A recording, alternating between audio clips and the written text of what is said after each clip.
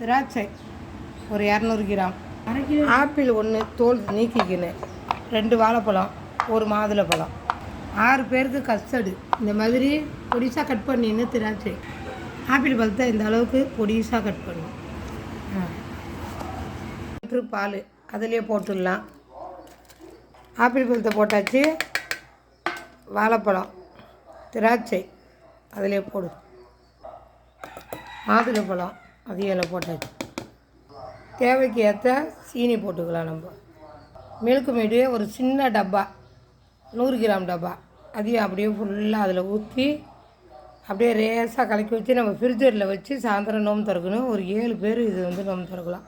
சீனி வந்து கொஞ்சமாக தான் போட்டேன் நான்.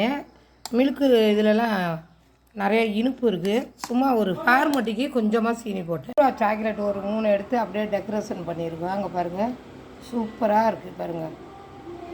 இது ஜூஸு, ஐஸ்கிரீம் ஜூஸ் வந்து நல்லா இப்படி சூப்பராக இருக்கும். இதை மாதிரி செஞ்சுக்கோங்க பழத்தில். இந்த நோம்புக்கு ரொம்ப நல்லது. லைக் பண்ணுங்கள், ஷேர் பண்ணுங்கள், கமெண்ட் பண்ணுங்கள், சப்ஸ்கிரைப் பண்ணுங்கள். பாய்.